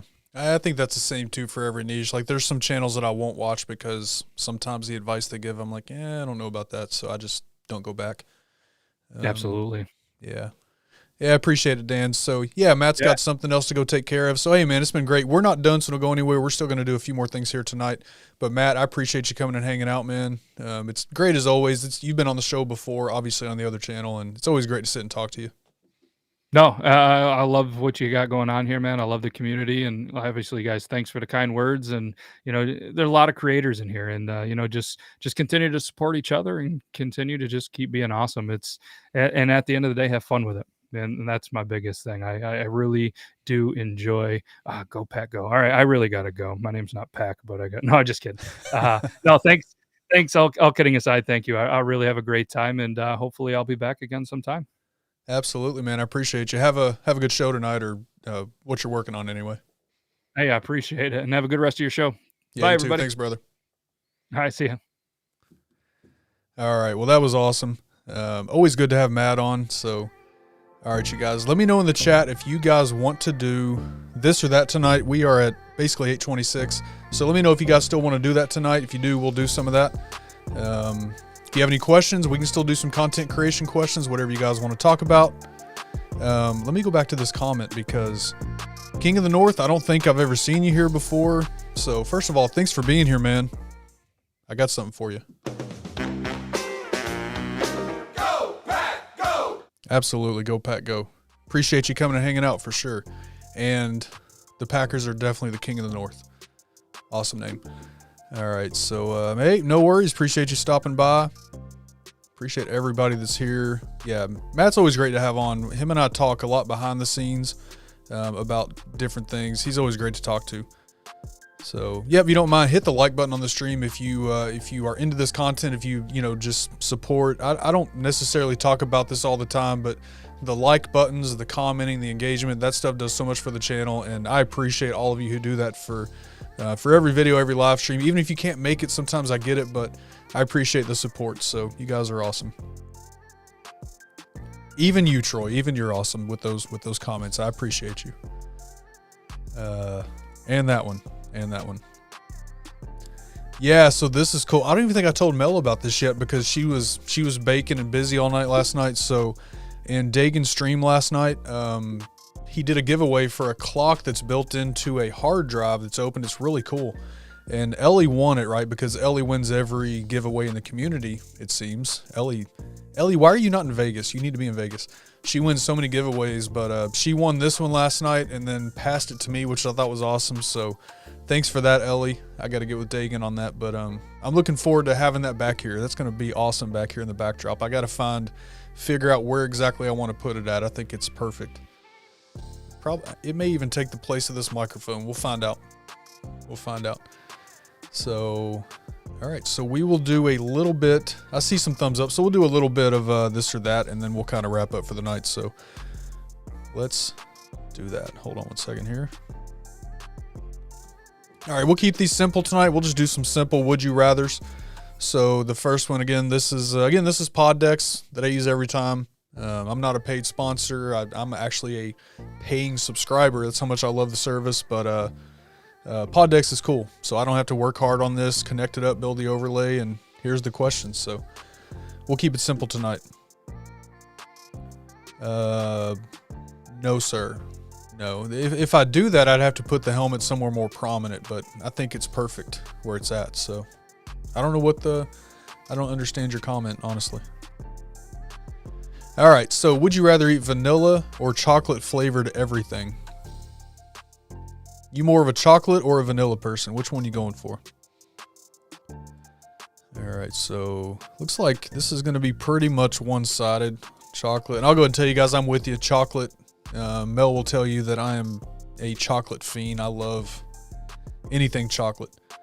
So Ron says vanilla. There you go. Troy hates chocolate. Well, you and I couldn't be more opposite, man. I like Ford. You don't. I like chocolate. You don't. I like the Packers. You don't. It's all good, though, man. You're still good in my book. Scott says chocolate. Hey, Garrett. Good to see you. Garrett says vanilla. Santa Dad, chocolate. Mel, vanilla. That's what I'm always wondering, Aaron. I'm always wondering. Troy's a good dude. I don't get it. Vanilla is so vanilla. Chocolate steak sounds better than vanilla steak. I don't even know what that is. Yeah, my little girl, she's all chocolate. Yeah, we're the same there. Chocolate. Vanilla chocolate. You have to pick one, Chris. Don't make it complicated, man. Vanilla or chocolate. You have to pick one. I like the swirls too, though. I like the swirls. But if you had to pick one, vanilla or chocolate, it's your only option. Which one are you going with? Shay is vanilla. Yep, welcome to the vanilla side, Johnny. All right, so that was... I think chocolate pretty much won that. I think... For the most part, it could be. I don't know. It's vanilla started to creep up there at the end. Maybe it was right around 50-50. So, all right. Next up, well, would you rather take photos with a Canon or a Nikon? This is kind of a loaded question because it depends on which kind. From those two brands, all things considered, I'm gonna go Canon. But that's, you know, I'm more of a Sony guy now. But from those options, definitely Canon. So, Canon or Nikon? What do you guys think there? Hey, what's up, Mo? Good to see you. I saw everything is public now, so congrats on the position that Beard Octane posted about today, man. I'm happy for you. Go kill it, man. Vanilla is a better base for things. Love vanilla ice cream with fruit, golden Oreos. Yeah, I suppose, but I still like chocolate more. All right, so Aaron is Canon. Don't bully me. I said what I said. Hey, this is my show, Chris. This is my show, sir. I'm just kidding, man. You can have both. All right, so Canon. Hey, we're the same on that, man. Canon, Canon, Canon. See, now it's you this time, Gary. There's always one. That was not an option, sir. Canon or Nikon, those were the options. But if it said Canon or Sony, I'm with you. I've definitely became a Sony guy. Canon, Canon. Johnny doesn't know. I know he has a Sony, so he may be a Sony guy too. You're still iPhone right now. I'll have to get you a good camera at some point. If you make another YouTube video, you gotta... We were talking about consistency. So my daughter has a YouTube channel and she's due to make a video. She lives with a coach, so... Canon... Only have a Sony. Gotcha. I mean, between Sony and Canon, Sony is definitely my choice now. Canon, Canon. Nah, Dan, you don't have to do that, man. Not this time. Maybe next time. Maybe next time. Commented on Beard Octane's post. I said I called, but the only thing that happened was the Jaws theme was playing on the other end. I think it's broke. That's probably what you're gonna hear now when you call. You get the shark on the line. Yeah. All right, next up. Would you rather write reviews for Yelp or Google? Would you rather write reviews for Yelp or Google? I don't really know. Is Yelp mostly food? I don't know. I don't write reviews on either.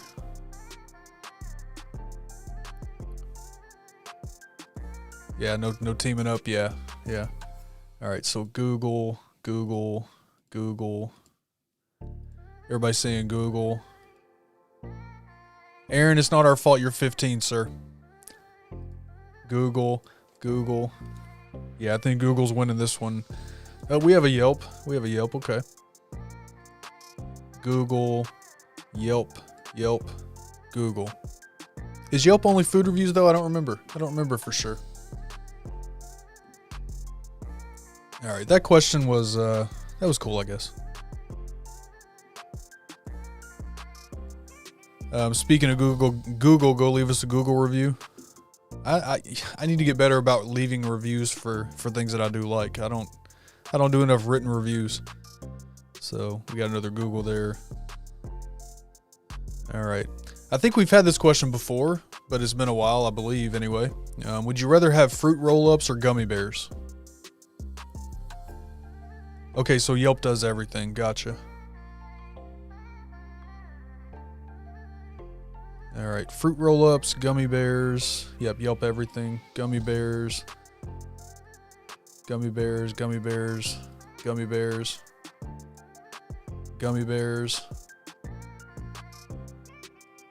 See, here's another one. Another one can't follow rules. What's wrong with you? Come on, man. Gushers. No, Gushers are good too. Gushers are good. So fruit roll-up. Corey says all of it. All of it. I'm kind of the same way with sweets. I'll eat all of it. I don't really care. Fruit roll-ups. Gummy bears unless they're sugar-free. Yeah, me too. Fruit roll-ups. Gummy bears. I think this one's pretty much split down the middle. Don't like either, but you'd say gummy bears. Yeah, I think those are, hear me out. Gushers rolled in a fruit roll-up. That sounds pretty amazing, actually. I would probably love that. Fruit roll-ups, there you go. Oh, Ken, I've seen these, man. Read the Amazon reviews on sugar-free gummy bears. I've seen these. They are hilarious. I think 2 of the funniest reviews on Amazon are for the sugar-free gummy bears for sure. And then there was the big beach ball. I don't know if you've seen that one. The big beach ball, that was funny too. There you go. Thinking Health, Biotin vitamin gummies. Yes.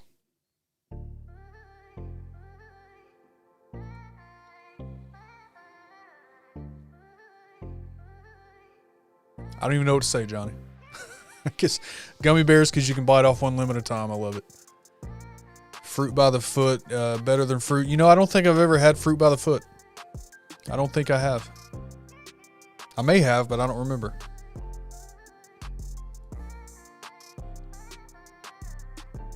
Yes, that's it right there. Ken, I'm guessing you and I have a lot of the same interest in comedy and things we like to read. Yeah. Yep. Breakfast sandwiches or late night pizza. I'm gonna go breakfast sandwiches. Usually my late night snack is cereal. I love a bowl of cereal at night. So I'll go breakfast sandwiches, especially the honey butter chicken biscuit at Wendy's. And Wendy's does not sponsor this show unless, Matt, maybe you can get them to sponsor my show. But yeah, it's a good sandwich. Both. Yeah, breakfast sandwich. Yeah, I love the breakfast sandwiches for sure. All right, what do we have next? We've had that one before. Okay. Would you rather break a mirror or walk under a ladder? Yeah, scary. Yes. Would you rather break a mirror or walk under a ladder?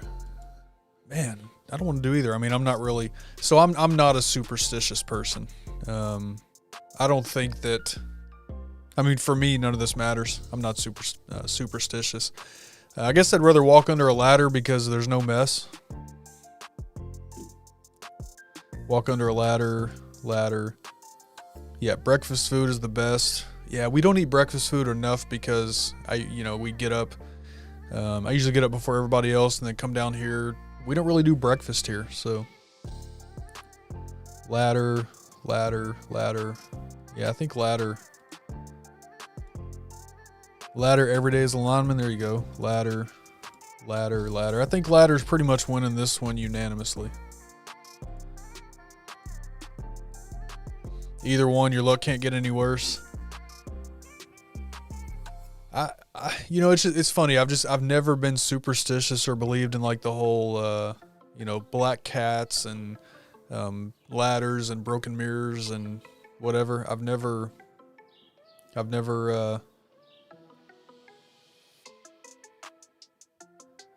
What's that say? Original question is hungover hungover? I don't know, man. It's been a long time since I've been there. I don't. I guess back then it was pizza. I don't know. It's been forever since I've been in that state, so I don't know. Ladder. All right, 8:40. We'll do one more. All right, so Troy says, I broke a mirror once. Next day, busted my butt, cut my eye open. Those next 7 years was rough. Dang, man. Is that for real? Sorry, dude. Was it because of the mirror, though? I guess maybe. I'll never, question or, judge somebody for believing whatever they believe. I don't know. I just think that, now I will say I'm superstitious when it comes to sports. If there's like this one pair of pants that I like to wear when I'm watching a game, all that kind of stuff, I am pretty much with it there. So All right. Would you rather ride the scariest roller coaster in the world or bungee jump off the tallest bridge in the world? I'm definitely going roller coaster on this one. At least with a roller coaster, I'm strapped into something. And how scary can it be? I did see something the other day on TikTok about, I guess it's in Vegas. I don't know what company it is, but there's some kind of a ride there that goes off of the very top of this huge building, and it's all glass. So you're basically riding over, the Vegas Strip there. I don't know if that classifies as a roller coaster, but what would the scariest roller coaster look like? I don't know. Roller coaster, bungee jump, roller coaster, but rather die than do either. Roller coaster. Got to pick one, Gary. Roller coaster. Sausage, egg, and cheese on a buttered everything bagel. Nice. I do like everything bagels. All right, so coaster.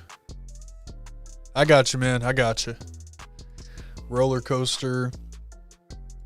Roller coaster, but only if it doesn't go in the dark or upside down. Bungee, I've done most of the biggest coasters in the US and Japan. Nice, man. Bungee jump, yeah, not me. So Mel wants to go skydiving, and I'm not going to do it. She wants to skydive one day. At the stratosphere. I don't know what that... I'm assuming you're not talking about the actual part of our atmosphere. Is there something called stratosphere? They're all scary.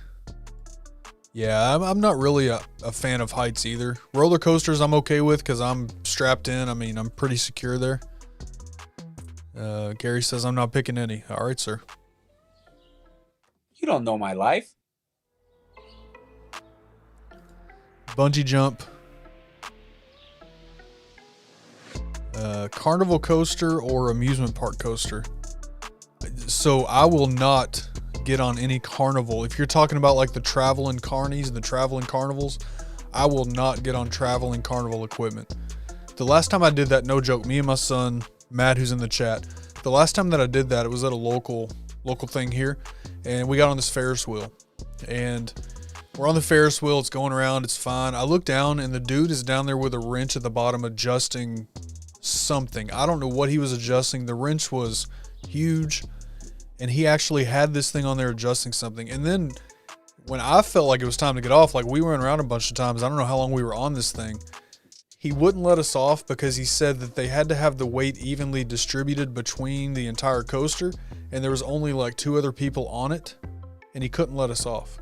I'm thinking, what kind of garbage equipment is this? And ever since that moment, we have never gotten on the traveling carnival type equipment at all. I will not touch it. Oh, the Stratosphere in Vegas. Okay. That's probably, yeah. So that's the one that's what I saw. I didn't know what it was called. Okay. Yep. That's what I saw on TikTok. Still doing the hard. Oh man, I just have fun with this stuff, man. We're getting ready to end up, but I appreciate you stopping by, Darren. Thanks for being here, man. Carnival rides are for people who want to die. Dude, the way those machines are built, I'm telling you, if you're on a Ferris wheel and you look down and the dude is adjusting something while you're on it, that makes you never want to get on one. Why does he need to adjust something in the middle of a ride? I cannot think of any good reason why he needs to adjust anything. Put the wrench down and let me off. Yeah, absolutely. All right, well, that was fun. That was a great show. I appreciate all of you for being here. Do a skydiving collab. You guys have fun. I'll stand at the bottom and film. That's all I'm going to do. I'm not going up there with you all. Not at all. You love carny rides. I guess you haven't had the experience I had because there was, yeah, that was a scary moment. All right, you guys. Appreciate you guys hanging out tonight. It was a great conversation with Matt. Listen, if you have any other questions, for those of you that may, be into TikTok or want to get into TikTok or YouTube, any other type of content creation questions, you guys know where to find me at. So you're here already. Appreciate you being here in the chat. If you're watching this and not subscribed and want to subscribe and come hang out, feel free to do so. But if not, I appreciate you watching also. my website, kenthecontentcoach.com, email ken@kenthecontentcoach.com, and across all social media. Of course, those links are in the description of this video and every other video. And then, hey, if you haven't checked out the Facebook group yet, make sure you do that. Just go there and search Ken the Content Coach. That's also linked in the description of every video. So got a Facebook group over there. If you want to join, come hang out. Would love to have you over there. And that's going to do it for tonight. So appreciate you all. Hope you guys all have a great week. We'll see you on Friday. I don't know what the topic is yet for Friday. I'll start planning that out probably tomorrow or the next day. But we'll have definitely a good topic for Friday. We'll do Just Stream With Me. We'll see you then. The following Monday, of course, I'm live every Monday at 7 p.m. Eastern and every Friday at 9. So appreciate you guys hanging out. Have a great week. Remember, be positive. Be the light for somebody. Be a good person. It's easy. It's free. Appreciate all of you. Until the next one, blessed night. Appreciate you, Vato. And all my moderators, I appreciate you all. Thank you guys so much. And ladies. So we'll see you guys on Friday. Until then, you guys have a great week. Remember, just hit record. We'll see you soon. Appreciate it.